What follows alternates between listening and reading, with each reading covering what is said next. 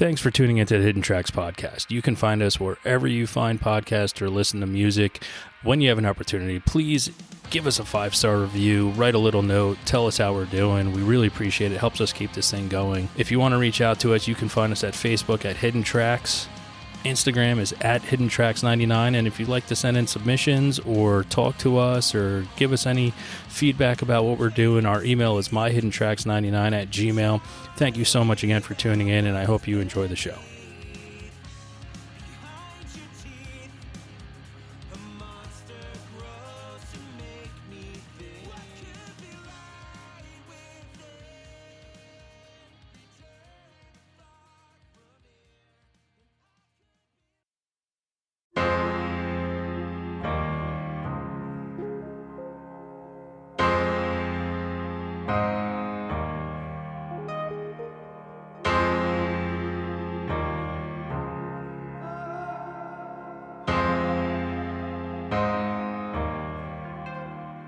I gave my bones a rest, and I can be hard as steel. I gave my heart a chance, and I don't know how I feel. As I am, I am, I am, I am, I am, I am, I am.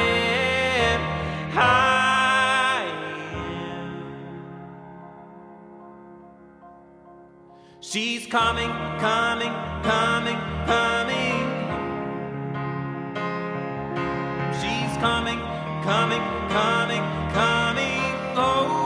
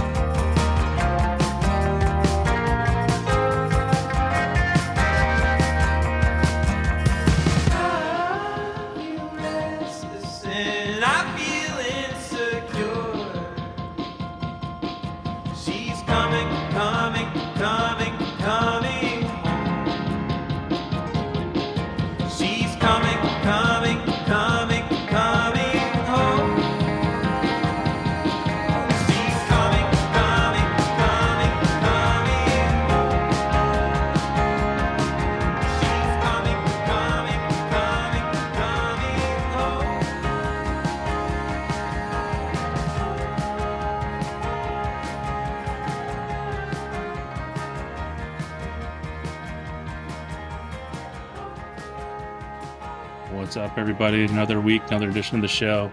I have Graham, who goes under alias Devarrow, a singer-songwriter out of Canada. Very excited to have him here. New album released recently, and we're gonna get to talking about that and some other things. But welcome to the show, Graham. How you doing? Oh, thanks so much for having me, and yeah, I'm doing great. It's a pleasure to I've got a couple folks in my life that are from New Jersey, and they're all really friendly. So it's nice to be speaking with someone from down that way. Well, I think we get a bad rap because of TV shows, but we are all pretty much nice individuals as long as you don't piss us off. But that's pretty Yeah, much that's right. everybody That's anywhere, right? right.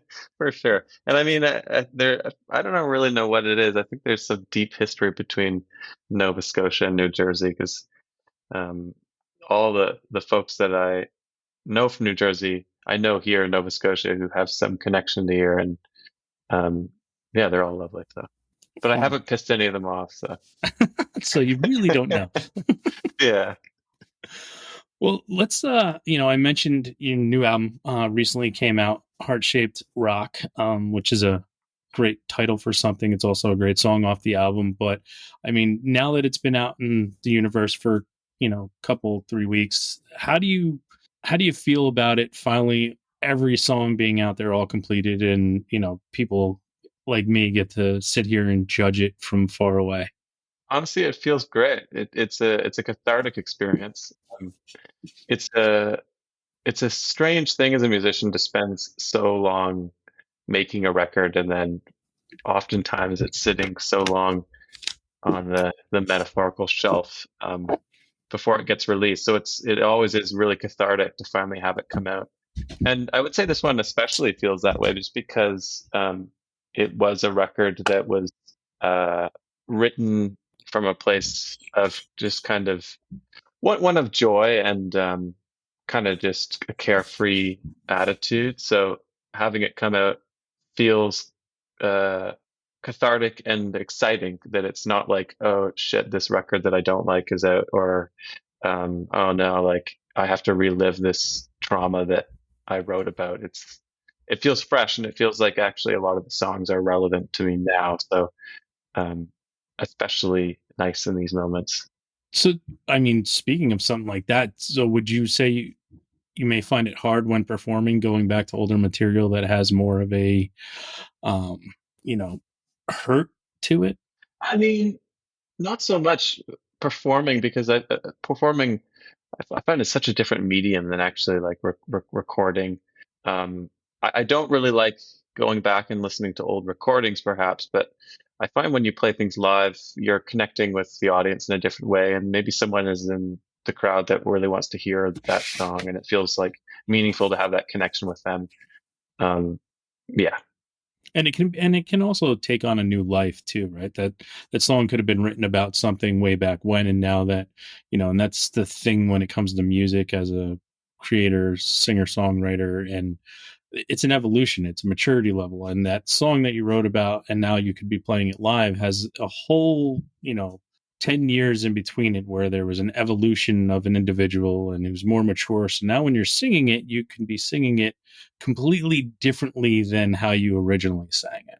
absolutely, and I find that also to be really fun, and it kind of keeps your fans on their toes too. It's like they don't really know how you're going to do it. Maybe you're going to speed it up, slow it down, change the lyrics. There's all sorts of things you can do, or just the different arrangements with a band and stuff. And I think just beyond the way that it actually sounds, just the having a different relationship with the song that's old is meaningful enough. Just the way that you feel when you play it. And for you, I mean, you mentioned earlier about like the creation, and I have this conversation a lot with people. You create something, you sit on it, and today's society, you're dribbling out singles every once in a while to keep people engaged and wait for this big uh, try to get everybody to anticipate the full length coming out. But when you do that, do you maybe get stalled with your own creativity in between that? Because back in the day, it was you would write an album, create an album, you'd put it out, and then you'd move on to the next thing. But now that there's things slowly going on, and whether it's doing press or all these social media posts or doing all this other kind of stuff to prepare and dribble out singles to get to the album, do you stall in the creative process during that time? That's such a great question, and one that feels really relevant to me. I was literally just chatting with someone about this earlier. Um, I I really I really do feel that way. I do find that um, for me personally, writing music and recording it too, because I have a home studio and I self-produce. Uh, has always been the easiest part of being a musician.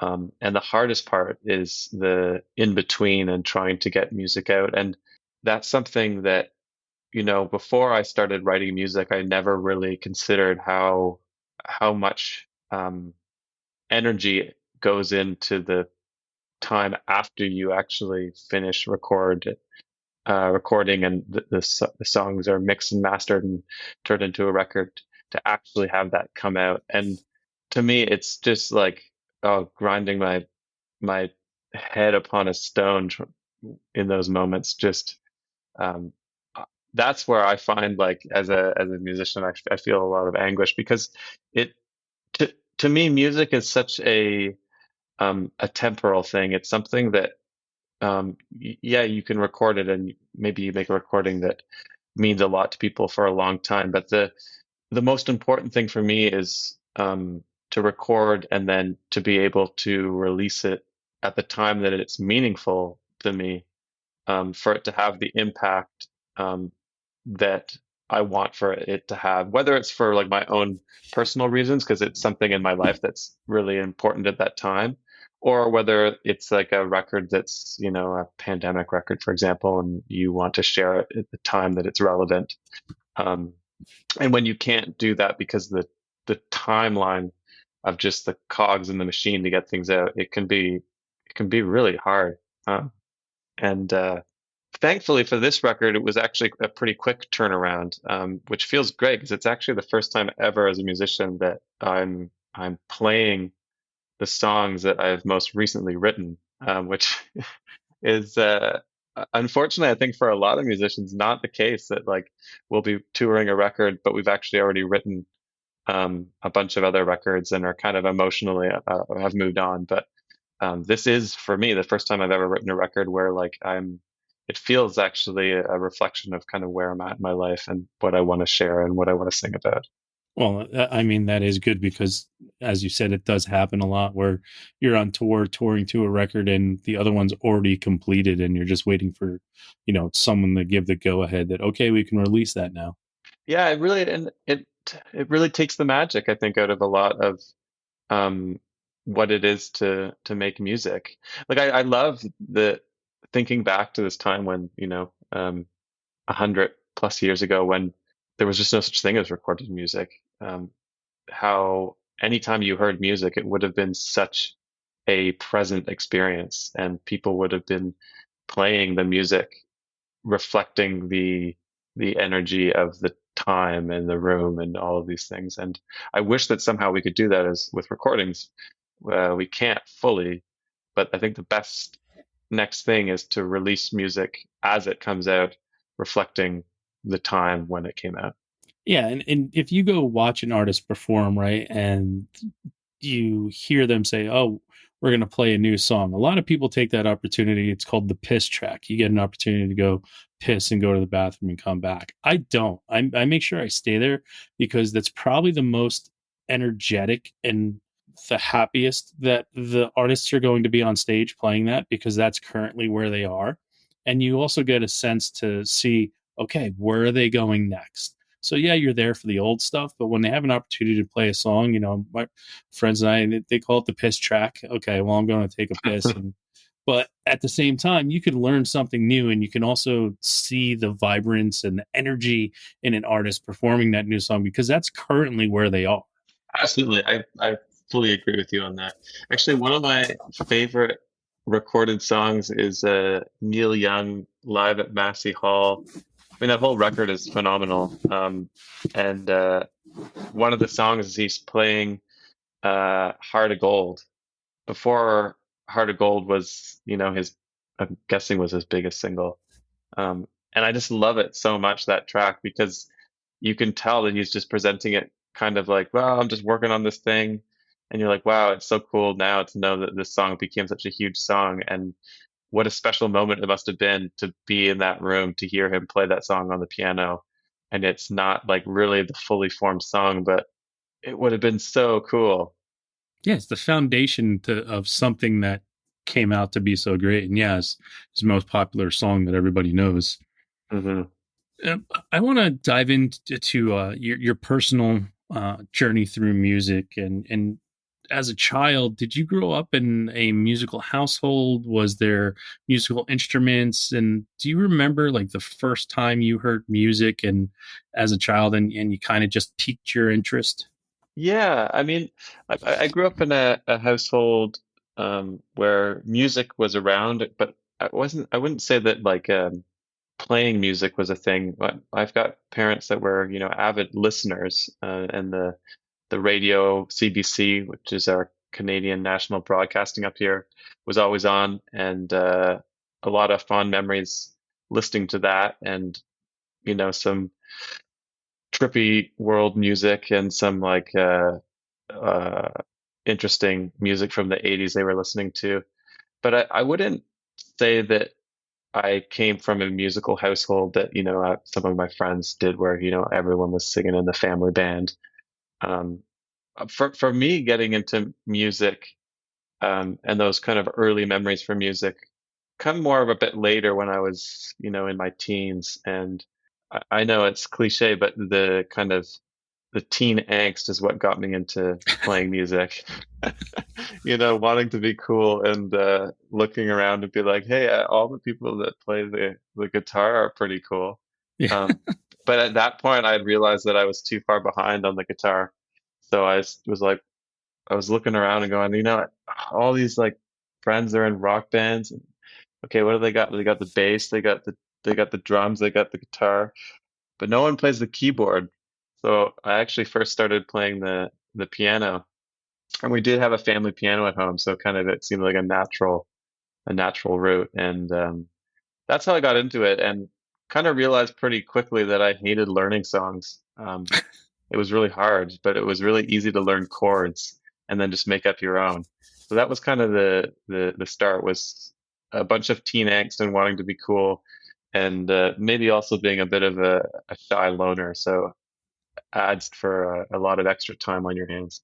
Yeah, I mean, back when I grew up, and I tell people all the time, like in the 70s and 80s, a piano was household furniture. Everyone had one, but the fact that everyone had one, and I say there was probably 90 to 100 million people that started out on piano, and only 100 of them continued playing it throughout their life. But there was this gigantic thing that I don't know. I don't know why everyone had one, whether it was an upright or not. My parents still have the one that I grew up with in the 80s. It's still in their house. And, I took piano lessons. My sister took piano lessons. My mom took piano lessons. My sister was the only one that kept it going. And that piano just still sits there and nobody touches it. And it's so funny to hear someone who saw keys and was like, that's what I'm going to start on, taking that initiative of your own. Because it wasn't like that when I grew up. It was like, hey, you kind of have to have something hold your attention. So you're going to learn to play piano. And then you realize you don't like reading music. You don't like sitting at this thing and being terrible at it.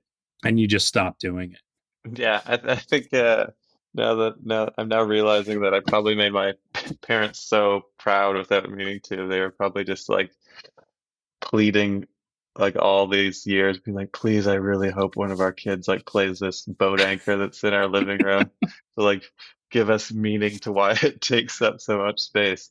But hey, I did, and I think uh, they now can thank me for the fact that they moved several years ago and they brought the piano with them, and I don't think they really cared to bring it, but I feel like they couldn't bear to see it go because it was where I started playing music. Yeah, and what's funny is that having we discussed I have a record store slash music venue, and my parents keep going, "Hey, why don't you take the piano there?" I was like, "No, I just get a keyboard. It's easier to move around. You guys keep that in your living room. It's fine where it is, and one day we'll have to move it. So just leave it there." Yeah, yeah. That's what I will say that I do have two pianos now. So I'm I'm still very much keeping strong to the generation that everyone had a piano.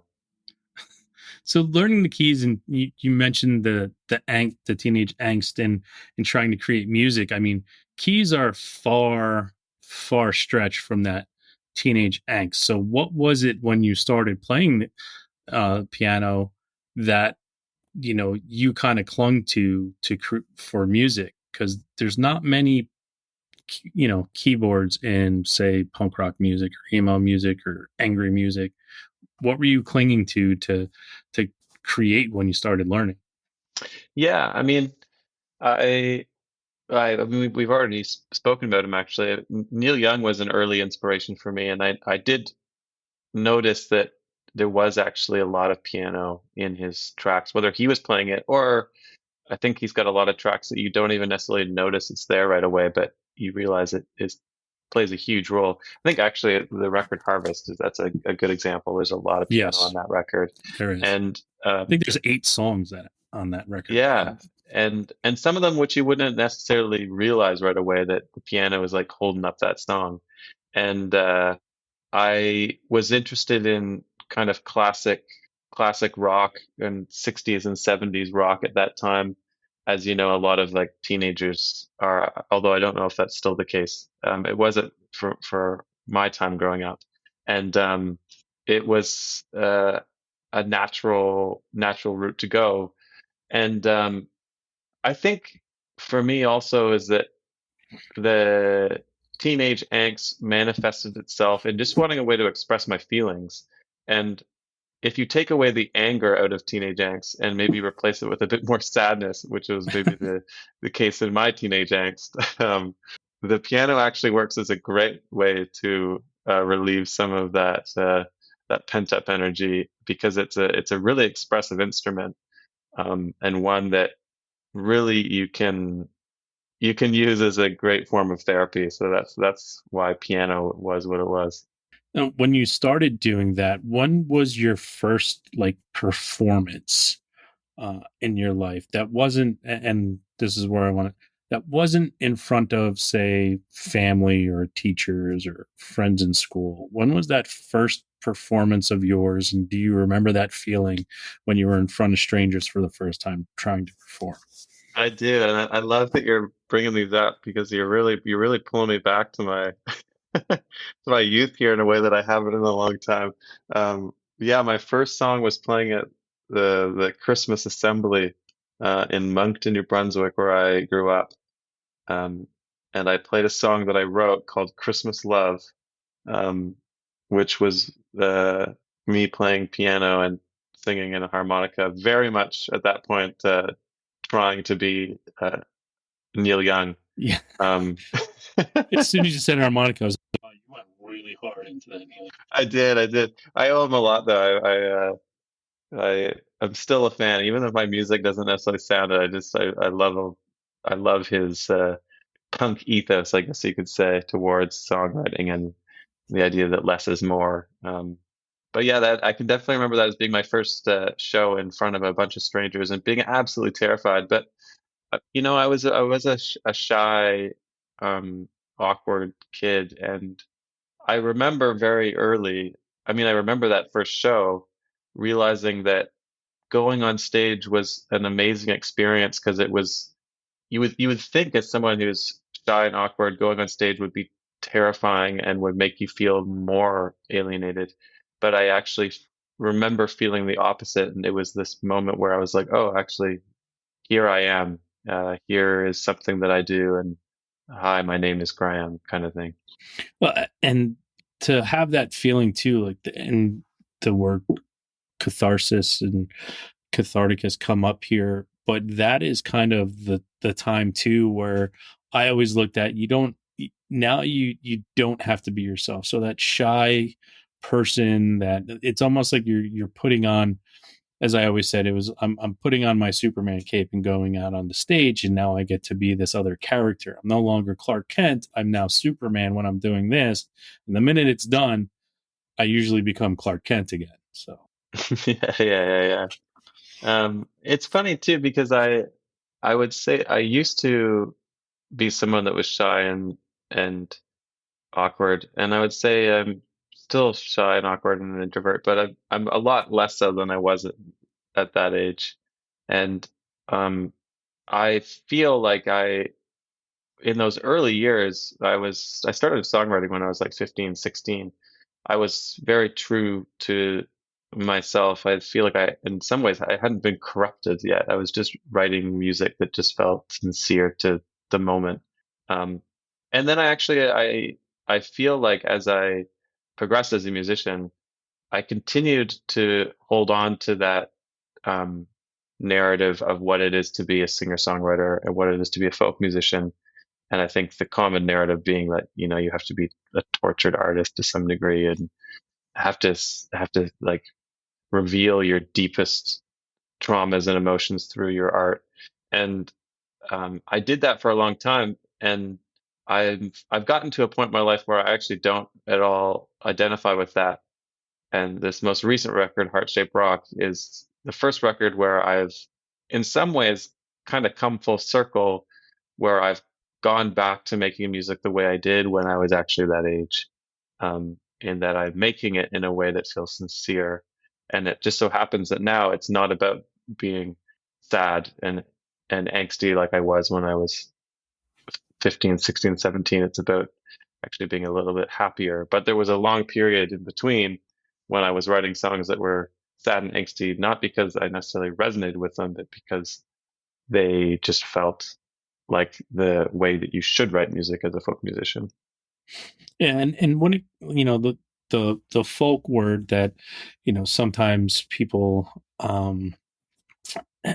kind of push themselves or maybe get pigeonholed to. For me, real true honesty and sincerity is folk music because it's a form of storytelling that most of the time is really true to the artist, and that's what I enjoy about it. I enjoy being able to put on an album by an artist and be taken on this journey of their life through song, because not a lot of stuff does that, and sometimes there is stuff that does that, but maybe it's harder and you can't follow a story. Like, I enjoy, it's almost like taking that magic carpet ride and you're just floating around listening to a beautiful voice tell this story about what they're going through on that day, and then it goes into the next song and it almost feels like, oh, okay, this is the following week, and it's just truth and storytelling. And that's what I love about quote unquote folk music, but all music, that if there's a true story behind the songs and you can almost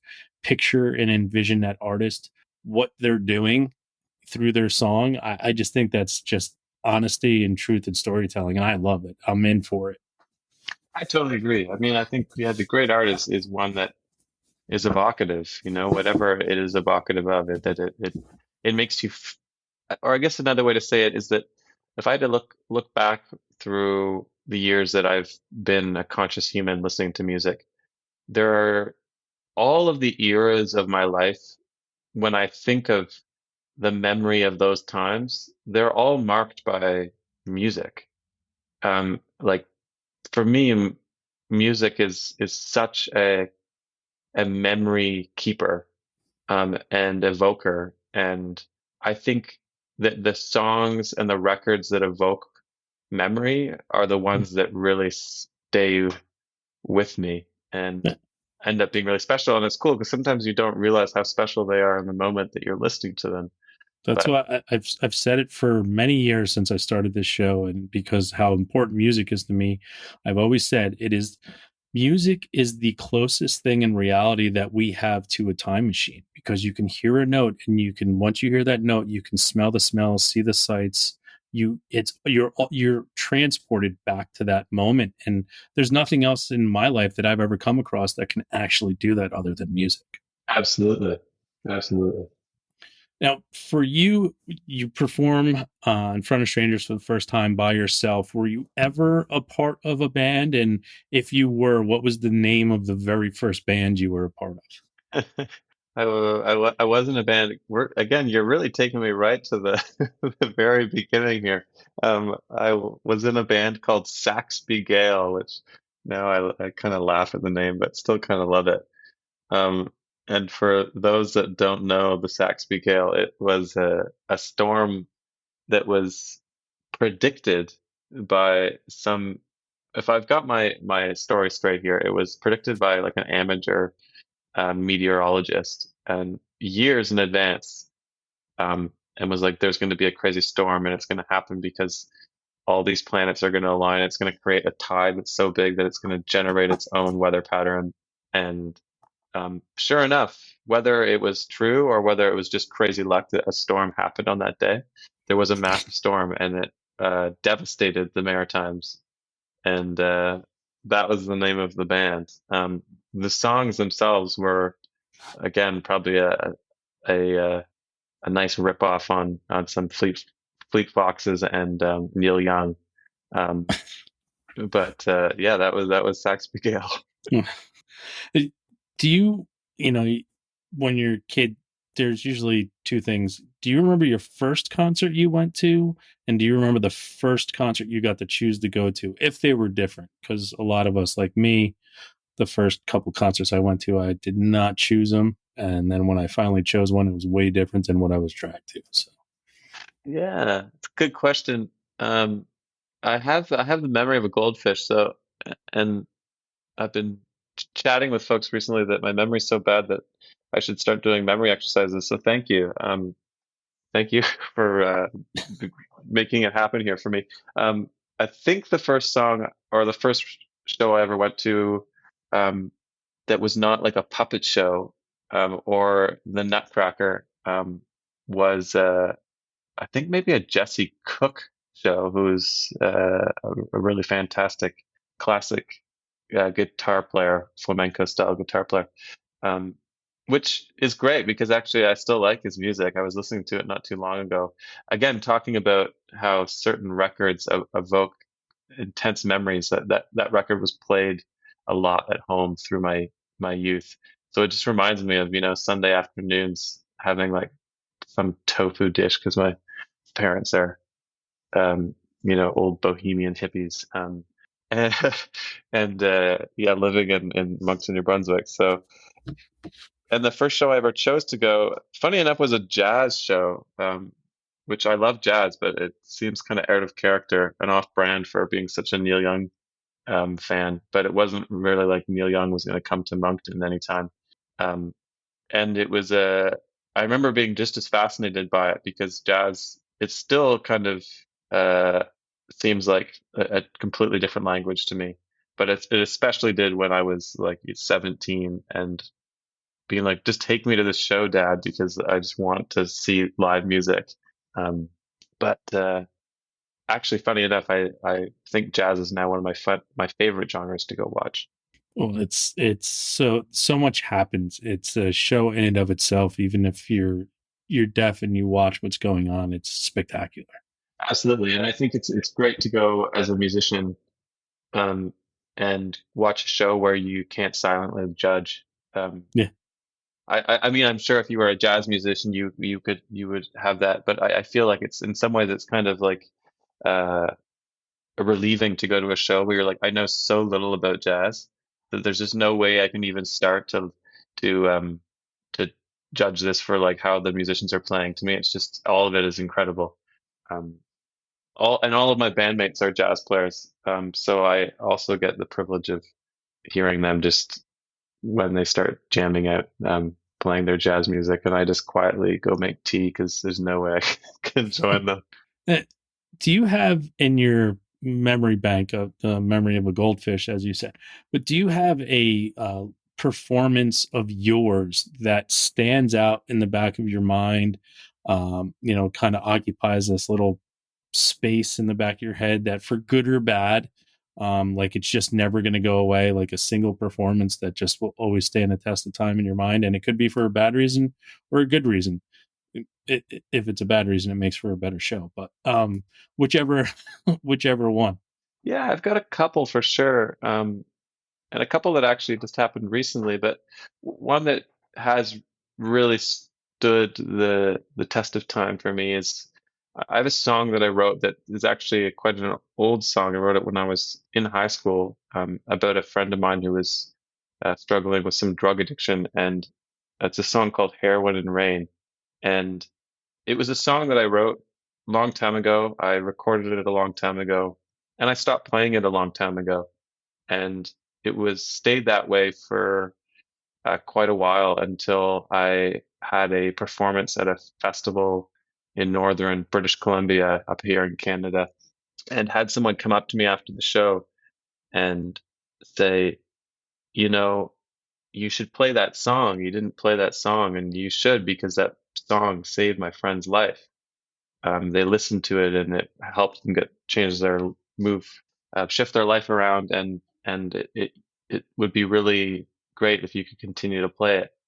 And that moment and that show reflectively was so important to me, because it was one of the few moments where I feel like the wall was broken between being the artist and the performer and the the audience and the fan.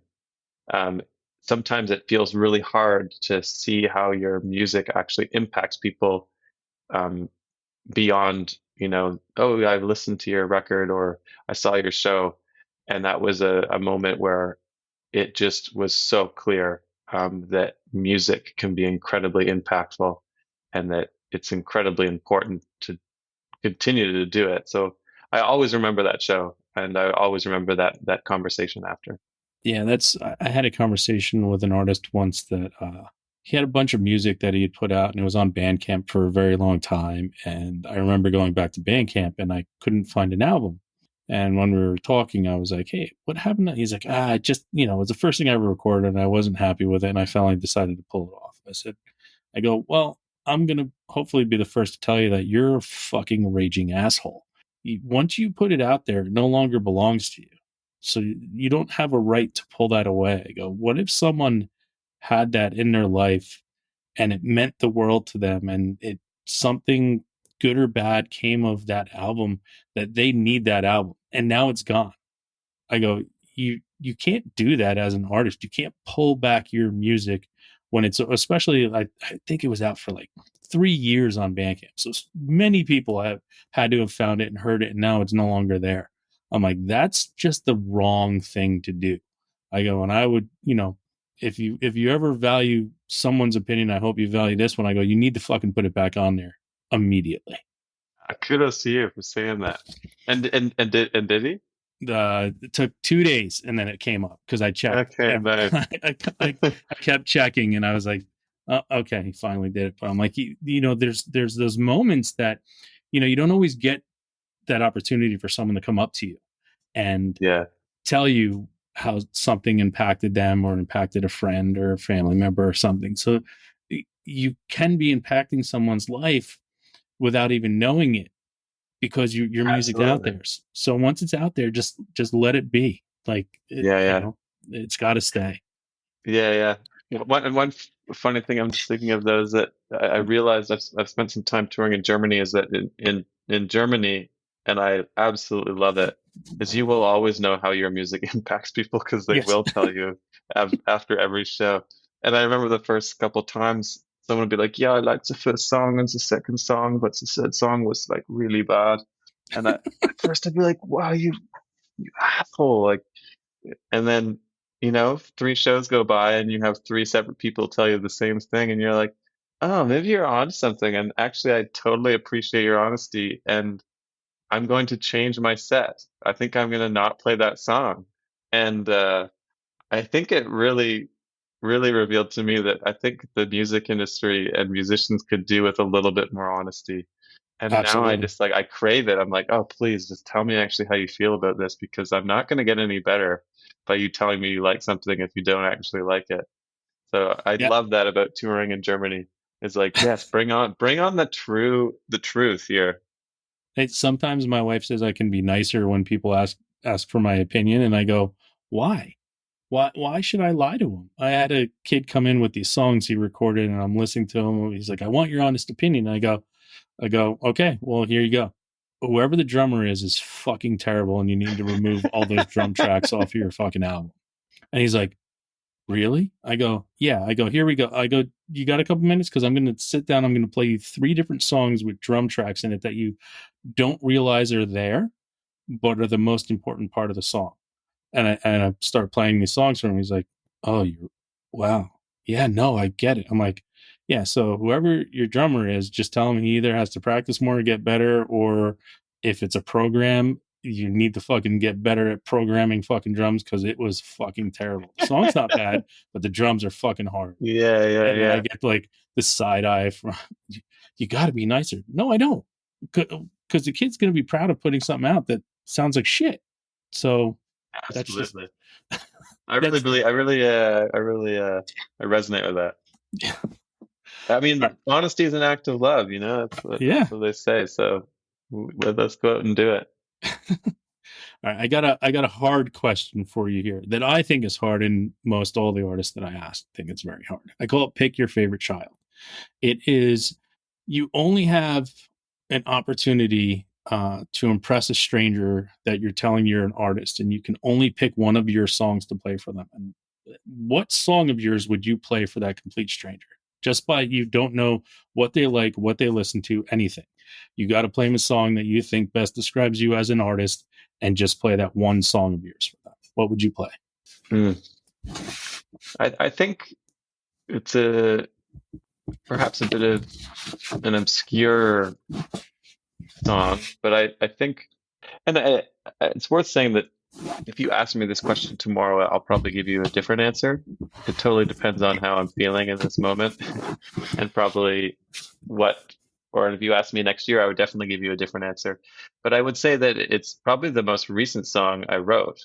Kind of going back to what we were speaking about earlier, of how oftentimes the most recent things we write reflect us the most in some way, and kind of what we're trying out. And when I was recording Heart Shaped Rock, there was a lot of those songs were songs that there was at least some idea of the song going into the recording process, but there were a couple that just kind of came out in the recording process, and specifically one that came out literally on the spot, which to me is a really rare thing. I have ADHD, and I'm a chronic scatterbrain of.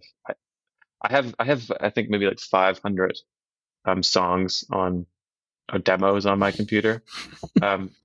So we have plenty of starts to songs over here, but it's hard to finish them. And when they come quick and you finish them quick, it feels like a miracle. And it also feels something magical about it, that almost like you're not even writing it, that it's just coming through you. And I've really built this up right now. I haven't told you what song it is yet, but the song is Falling into Pieces.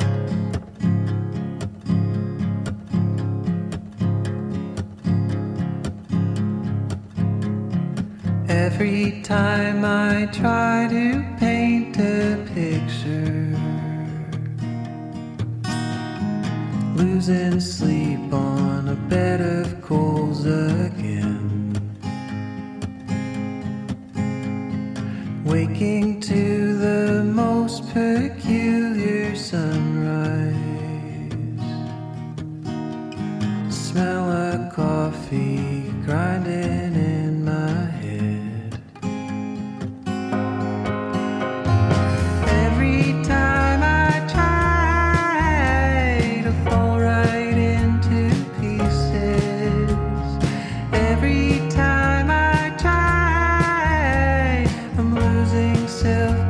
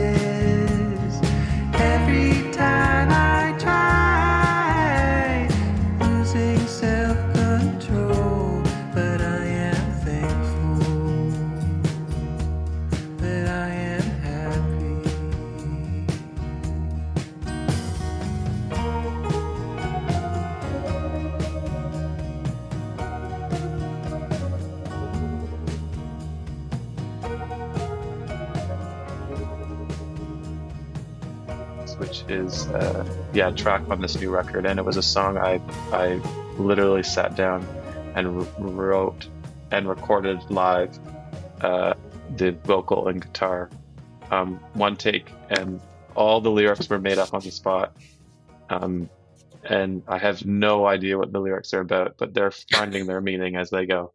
And there's some reference to people down in Boston like their lobster, I think. So there's a little reference to America there. What it's about, who knows? But I assume people in Boston like their lobster. They do. Lobster rolls are pretty big there. So I love that song. I have there's two songs that I toyed with that I've sent people, and it's because I know them, so they weren't strangers. But one of them is a very old song of yours, so I don't want to bring up, hash out old memories. But One of Us, off of The Great Escape, is a song that I've sent to people, and the other one is Half of You that I've sent to people. Okay, nice, great.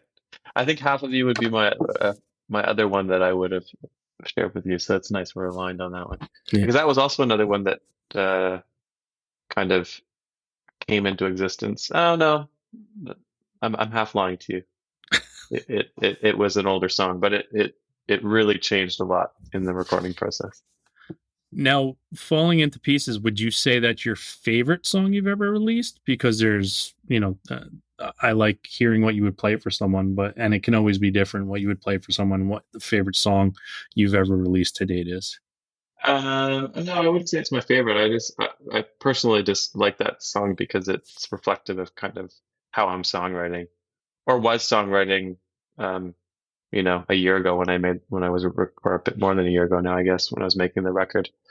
I think I will go to the answer of, I'll probably just tell you more of a poppy song, because pop is just fun, and it's great to make pop music that's, I love the quest of, there's a piece of paper in my studio that just says, "Where's the hook?" Mm-hmm. And I'm always looking for that, and I love that quest. I like making more, experimental psyche folk as well, but God, it's fun when you like search for it and just find something that you're like, I can hum that. Or like you play it to a friend and then they call you the next day and they're like, "Hey, that song was stuck in my head all day." Like, okay, sweet. You only listened to it once, so we're getting somewhere. I usually watch people's feet. Yeah, when I watch their feet. If I see one of their feet tapping, I'm like, oh, okay, that's it. Yeah, I was just chatting with someone about this actually recently, and saying how I've done a lot of busking through the years, and I love busking because it's just the best way to see how people react to music, because the threshold for engagement is so high. Like, no one's going to pay attention to you unless whatever you're doing is interesting, and if whatever you're doing is not interesting, you are just a person on the side of the road. So yeah, the busking is really good for that. And so, like, long story short, the song I would probably say would be off of this record, and it would be a song, Likewise, which was a song that actually I partly wrote busking, and I like that song because to me it's a pop song, and it's catchy easy to sing along to. Yeah. And it's one of those songs too that I know someone I sent your album to with the song that I said to listen to first, and they're like, I knew the individual, I knew what they were coming back with, and it was, "Oh my God, I love this song, Likewise." I was like, I know it, I knew that was going to be yours. Yeah. And it is, and and that's what I love. And sometimes people, like, especially when it comes to the word pop, when I explain, my definition of pop is just a one word definition, and accessible. That's it. It means it can reach so many different people. I say the word pop, your grandma, your mom, your dad, your brother, your sister, your kids, your nieces, nephews, they can all listen to it. And I go, and it's not a bad word. Like, it just means it's accessible. And in the long run, that's really what a lot of people are going for. So it's totally awesome to have pop songs on albums that sometimes don't usually fit, but I'm all in for pop. Me too. And I think sometimes it does get a bad rap, but especially as a folk artist, I or not maybe not especially as a folk artist, because I think there's a lot of other genres where it's kind of seen as a bad word, and it's been really fun to kind of push back at that and be like, you know, it's really fun to make folk music that's kind of, all over the place, but still at the end of the day, just want it to be something that you can hum along to, and that's okay. Speaking about pop and taking things away from, do you have a type of music? We've talked about New Young, we've talked about jazz music. Is there a artist that can be classified? And I hate having to remove macho ness out of this, but regardless of who you are, things are no longer guilty pleasures. They're just pleasures. But there's that millisecond when someone catches you listening to something that you think you may not should be enjoying as much. Do you have an artist or a band that you absolutely love listening to that you would think someone would judge you by you listening to it? Oh yeah, absolutely. I'm uh I'm obsessed with like old Irish tin whistle music. Uh, Specific, yes. I mean, it doesn't have to be Irish, doesn't have to be Irish, but it just so happens that the Irish are really good at it and have a long history of jigs and reels, tin whistle jigs and reels. And it comes that I from the fact that I mean I'm from the Maritimes, which I think is inherently we have a lot of patriotic feelings towards um, all things Irish, whether we're Irish or not. And Celtic music is one of them. And there is a strong Celtic music history here, and it is very evocative of a lot of the things I love, which is, you know, the ocean and more of the ocean, and I guess more of the ocean. And the tin whistle is an instrument that I've picked up in my spare time to try to learn, much to the dismay of perhaps the people around me. But although I will say I do play it at my shows now. I do have my one track that I've written called Coffee, about my other obsession, which is coffee. But yeah, you could easily find me playing some tin whistle jams, and I'd be slightly embarrassed depending on the crowd, but who cares? It's great. I encourage everyone to go start tapping their toes to some like incredible jigs. What's so I think it's hysterical that you brought that up, especially Irish music. I mean, my name is Shane Murphy, so but when I, when I was building out our store, it was my wife came in like a couple days in a row, and I just had Irish, folk music and Irish dance music and Irish bar music playing while I was working. I was building out the space by myself, and it just, for some reason, it helped me work and like work harder. I don't know what it was, but I always liked that music in the background. But I found that it just brought something out of me. Like it brought that old Irish fucking stone wall builder out of me, and I just was fucking.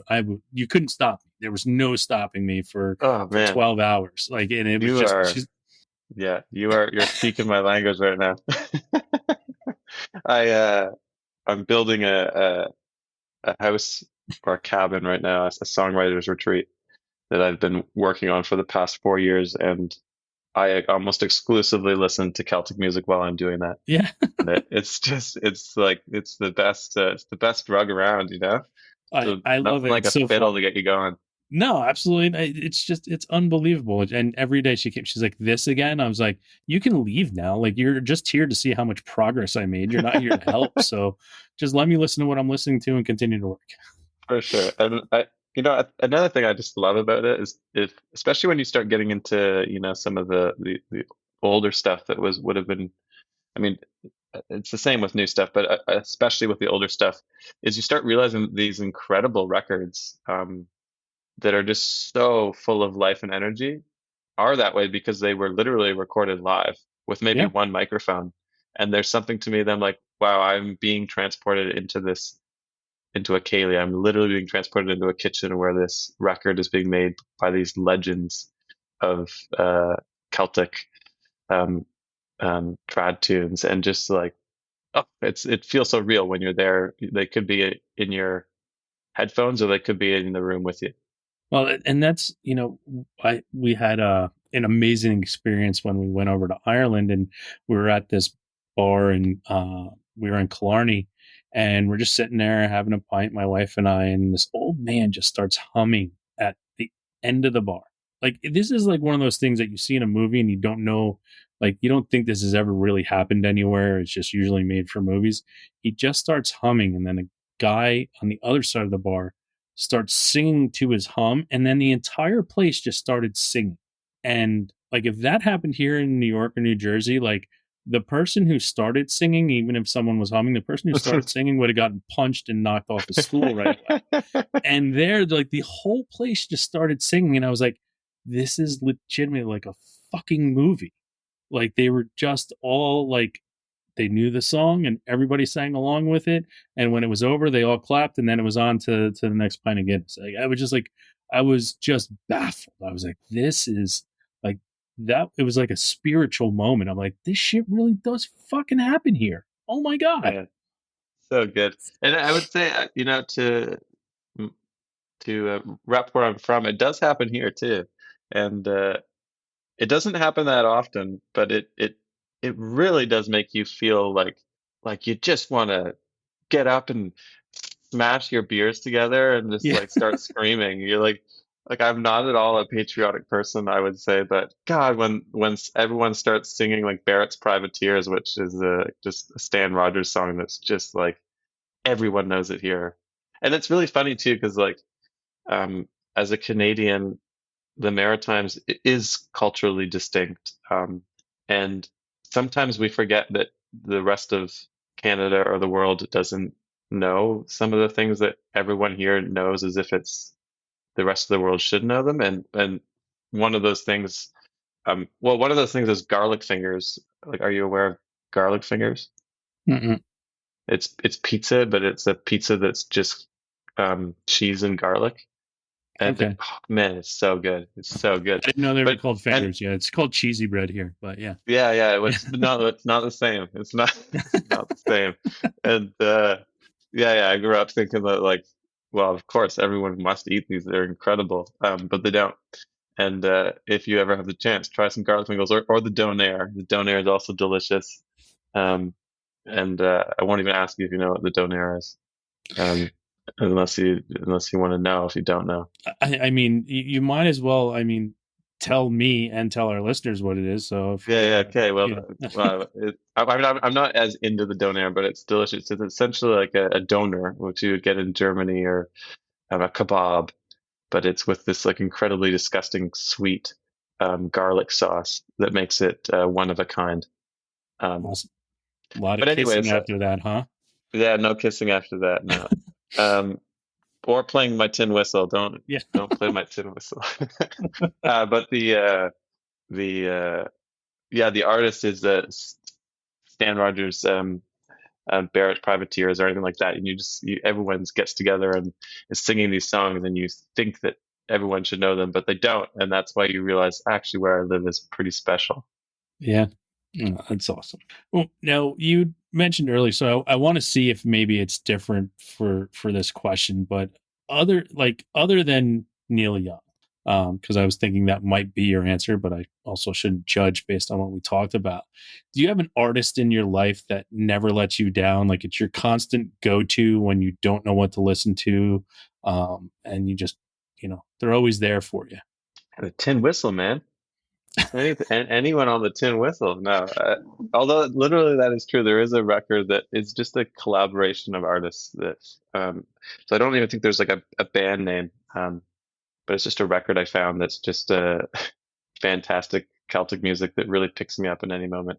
But to be more within the genre of music I play, I would say an artist that it's a tough one, but an artist that I have listened to a lot, and then have not listened to, and then sometimes will come back to.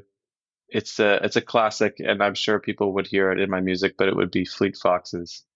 Um, and I say that because I just want to honor the amount that they influenced my songwriting at the beginning, and that has carried through. And even if the songs don't necessarily sound like that, that just the attention to melody and detail and trying to make songs sound like you are somewhere and that you could put them on in your car and drive somewhere and it would be the best drive.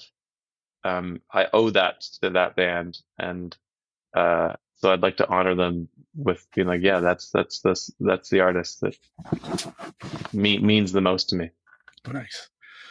All right, so I got one last question before we move on to our final segment of the show, and this is the this is the hard one. The world's going to end in 5 minutes. Meteors curling towards the Earth, and we're all going to cease to exist. And you have to listen to one song, and one song only at that moment. What are you listening to? Oh man, just it's the Irish tin whistle, man. Uh, I'm actually that's literally what I would listen to. But again, I have to if I'm gonna pick a song because that's just more like you just put on these like Yeah. old like trad playlists with just random names. A song that is one hell of a question. Hard-hitting journalism right here. So it's Yeah, for sure. yeah. It's a recorded song. It's a recorded song. Yeah. Um, do you know? Do you know much Celine Dion? I know enough. Do you know the song "All by Myself"? Uh-huh. I think I would go with that one. Okay. Yeah. Nice. I see where you're going with that. Just God, that song. Every time I hear it, just I'm not even a Celine Dion fan, but it's like, I hope when the world ends, I'm with all my friends. So ideally, I would pick a song that all of your friends are just gonna gather around and sing as loud as they possibly can. And God, that is a good song to just belt out, even if you know nothing about singing it and have the worst voice in the world. It is a good song. Nice. All right. Well, we're about to move on to our final segment, but this is the opportunity and the time for you to be able to tell everybody how to find your music, how to find what it is you're doing, how to keep up with all the stuff that you have on the books, whether it be song releases or album releases or shows. So, like, now's your opportunity to throw out all your handles and tell everybody how to find everything that you're doing. Yeah, well, I'll preface by saying, and I'm sure my record label wouldn't like me saying this, but I'm terrible with social media and I detest it. I would rather be in the woods. Necessary evils, my friend. Necessary Yeah, evils. I hate for it too. sure, for Yeah. sure. Yeah, but people can find me at Devarrow, most places wherever they are looking for things, and on Spotify and Apple Music or wherever you stream, and good old-fashioned Bandcamp's great. Take me back to my roots. And there's some new videos on the internet. I have some music videos, and there's going to be some new live content coming out. But hopefully see you at a show. So if you want to see a show, there's always tour dates updated on my website.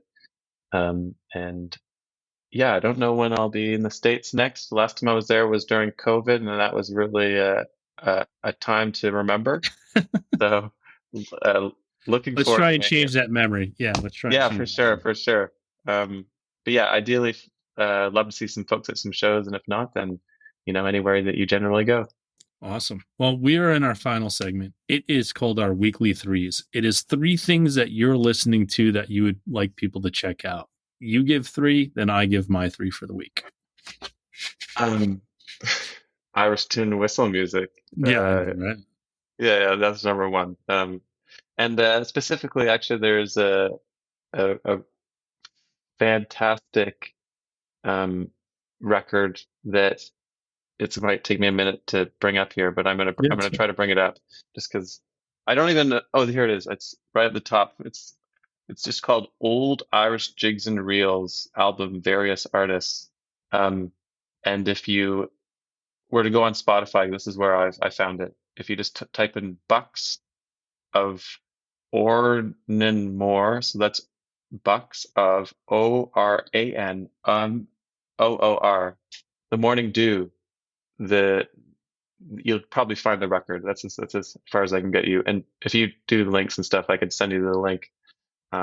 Great record, and it's the one I go to more than ever when I'm trying to feverishly saw some pieces of wood together. Nice. Another one.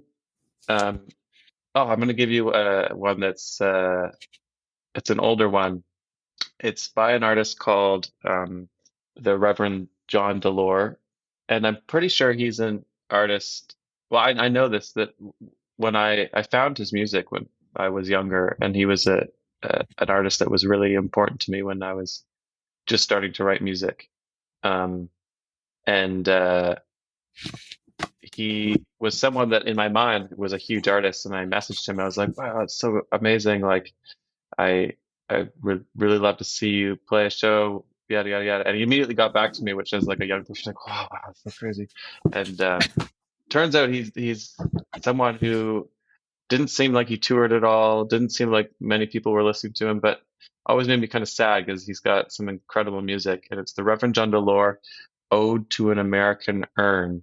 And it's just a song of, it's a record that's one of those records that feels like it just really came from somewhere deep in that person. It's a song full of a lot of soul. Nice. And then I would say I'll take you to a new artist, and they're a friend of mine, and they just put out a fantastic record. I have another guilty pleasure of country music, and this would be Ben Arsenault. He's a Vancouver artist, and just came out with an amazing record called "Make Way for This Heartache," a classic country title, but it's a fantastic record, and it's really well produced, and the musicianship on it is awesome.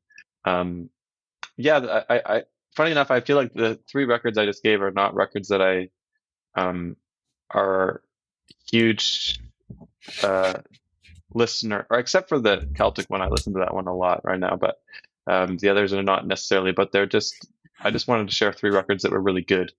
And there's a lot more out there that are, maybe I play more, but those ones are just really good, and I would love for people to hear them.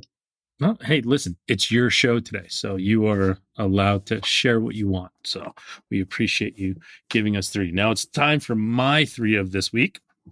My first one is an artist by the name Grizzly Coast. The name of the album is Staying Power.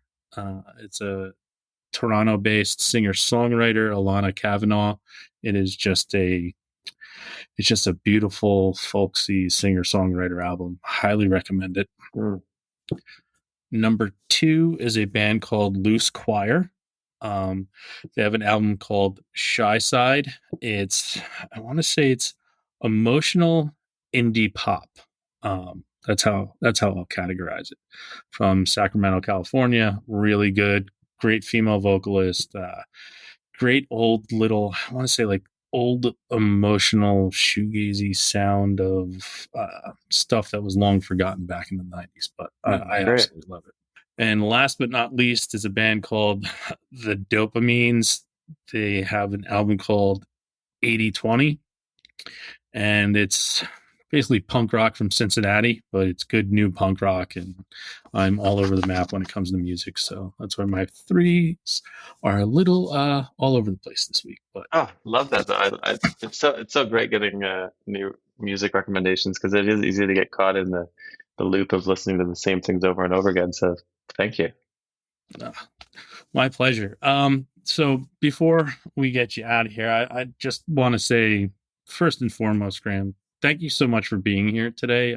I've enjoyed our time together, and thank you for the art that you created that brought us together.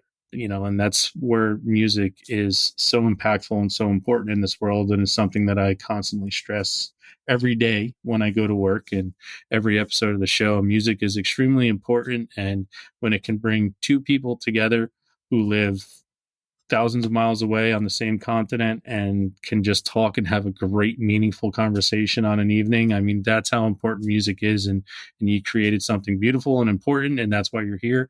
And that's why we're together. And that's why, you know, music makes friends out of strangers. So, you know, thank you so much for doing that for not only me, but the countless people that can't thank you for it. Amen. I really appreciate it, and a huge heartfelt thank you right back to you, because you know, I make music for the joy of it, and the joy for me is to write music, to record music, to perform music, and then through all that to connect with people. So there's no better way than to actually have a conversation about it all, and to do it in a way that we can share it with others. So huge thank you as well. Well, you're welcome. And everybody out there, you know what time it is now. It's time to go out, listen to Devarrow, and have a great fucking time. Call me in the night when I feel restless. Call me in the night when I feel tested on.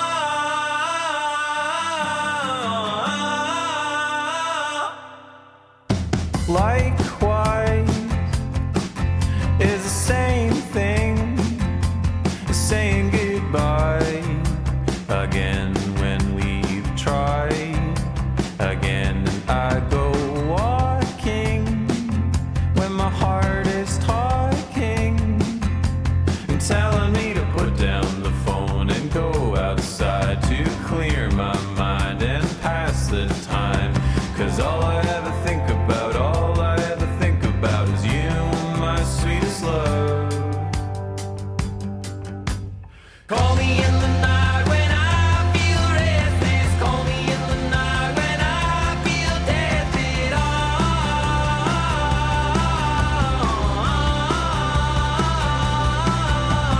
Call me in the night when I feel restless. Call me in the night when I feel tested on.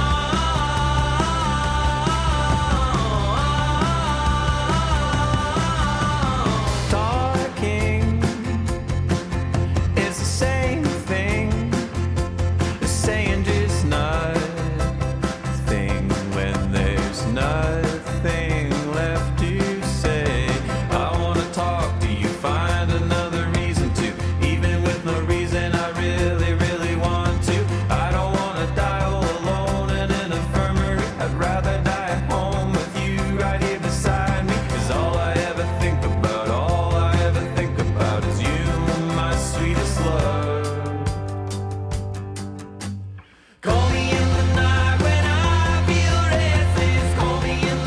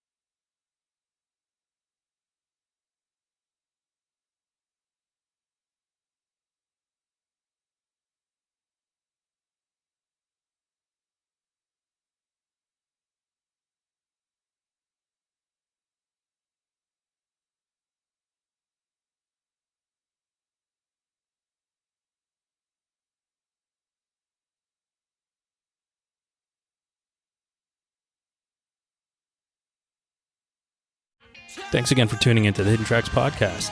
We hope you enjoyed this week's show. Don't forget to follow us on Instagram at HiddenTracks99. Also, send all your submissions myhiddentracks99@gmail.com. Tune in next week. You may find your new favorite band, and don't forget to go out and have a great fucking time.